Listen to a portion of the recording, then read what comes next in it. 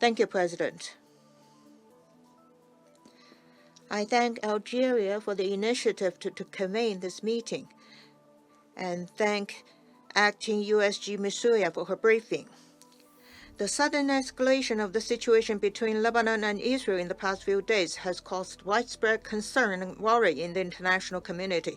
But the situation in Gaza is not showing any sign of stabilization, but has continued to deteriorate in the past 2 weeks. Israel has not relented its military operations in Gaza at all, but has constantly attacked and bombed schools and hospitals, completely cut off the access of humanitarian supplies in northern Gaza, and once again forcibly ordered an emergent evacuation of hundreds of thousands of people. Israeli bombing caused big fires, and in the Sea of Fires, some displaced Palestinian civilians were burning alive to their death. They are all human beings like us. Why, when born in Gaza, they have to suffer like this? 2 million people have been struggling on the verge of death for more than a year. How long will it take before they can see some hope to live? The Security Council showed us the responsibility to maintain peace.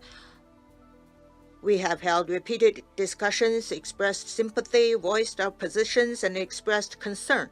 But these are not enough. It is unacceptable to allow the tragedy in Gaza continue to develop, and it is also unacceptable for the Security Council to continue to suspend collectively. We must regain and revitalize the authority of international humanitarian law. Using starvation as a weapon of war is a serious war crime. Humanitarian organizations are the lifeline for Gaza. It is intolerable to see them face suppression, restrictions, and even security threats. Israel must fulfill its obligations under international humanitarian law, immediately lift the blockade and restrictions on humanitarian access to the entire Gaza, and cooperate fully with the UN and other humanitarian entities to facilitate and ensure the safety of humanitarian operations such as the transportation of humanitarian supplies and polio vaccination. UNRWA is the pillar of humanitarian assistance in Gaza. China firmly opposes any smearing and suppression of the agency. We must retain and revitalize the effectiveness of the Security Council resolutions. The Council has adopted a number of resolutions regarding the situation in Gaza, explicitly calling for a ceasefire, but none of them has been effectively implemented. That has dealt a serious blow to the credibility of the entire United Nations system. Council resolutions are binding on all states and must be implemented. We support the Council in using all the options in its toolbox to ensure the implementation of its resolutions adopted. Every member has the responsibility to safeguard the effectiveness of the Council's resolutions. In this respect, we particularly hope that the United States will respond to the strong call of the international community and support further actions by the Council to bring about an immediate ceasefire.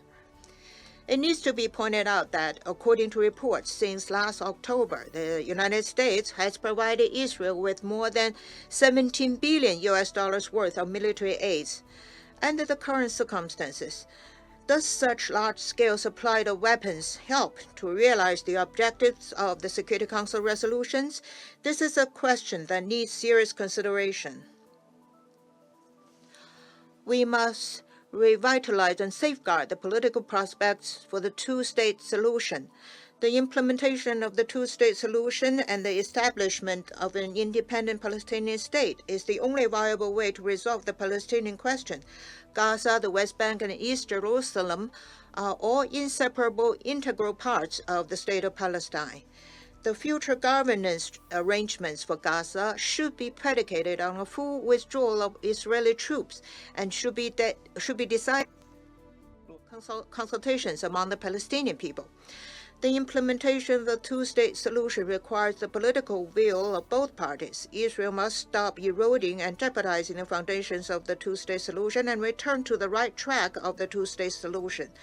The international community has the responsibility to provide international guarantee for the implementation of the two-state solution, and China is ready to continue to play a constructive role and make unremitting efforts to push for a ceasefire and end to the fighting as soon as possible to realize peace in the region. Thank you.